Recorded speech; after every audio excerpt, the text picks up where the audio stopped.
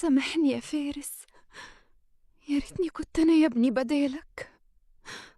والله ما فيش حاجة في إيدي أعملها لك غير إني أدعي لك يا حبيبي. أنا حاسة يا فارس إني أنا السبب في اللي حصل. لو سمحتي يا مدام، ما ينفعش تفضلي مع الحالة أكتر من كده. لو سمحتي خليكي برا، ده في مصلحته أكتر.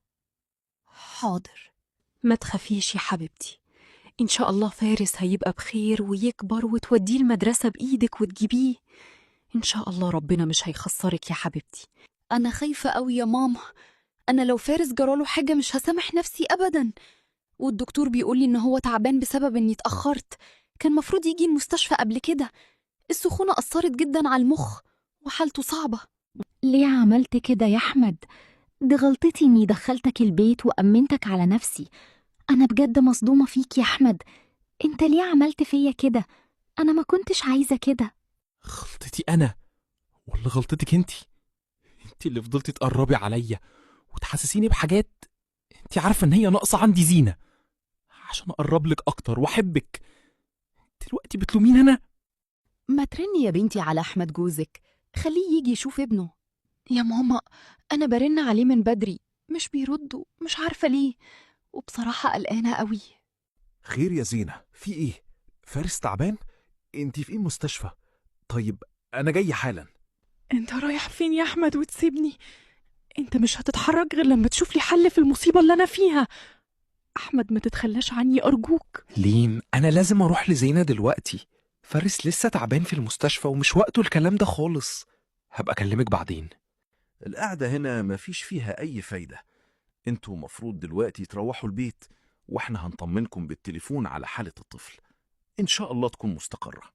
ما تخافش يا حبيبي، بكرة أخوك إن شاء الله هيجي ويفضل معانا في البيت. ايه ده؟ أحمد كان مع لين وسلمى؟ طب ليه قال لي إنه في الشغل؟ ليه كدب عليا؟ في حاجة مش طبيعية. انت كنت فين النهاردة يا أحمد؟ وما تقوليش كنت في الشغل، عشان أنا شفت الستوري اللي أختك سلمى منزلاها. تقدر تقولي خرجت معاهم ليه من غير ما تقولي؟ وليه أصلا إنك مخبي عليا؟ ليه مخبي عليا إن أنت خارج معاهم يعني؟ يا حبيبتي والله مفيش يا زينة، أنا مش ناقصك دلوقتي. كل الحكاية إني قابلتهم صدفة والتليفون كان في جيبي وكان سايلنت فما سمعتوش. عارف يا أحمد، أول مرة أعرف إن أنت بتكذب عليا. أنا فعلا مش مصدقة كلامك ده. من ساعة ما أنت خرجت وأنا كنت قلقانة أصلا مش مطمنة. أنا ليه عملت كده؟ أكيد لين مش هتسكت، وزينة لو عرفت إني عملت كده مستحيل تعيش معايا بعد النهاردة. مش عارف أعمل إيه. خير يا لين، إيه اللي جايبك دلوقتي متأخر كده؟ في إيه؟ لا، مش معقول، مش ممكن. الحقي يا ماما، ابن أخويا أحمد وزينة مات.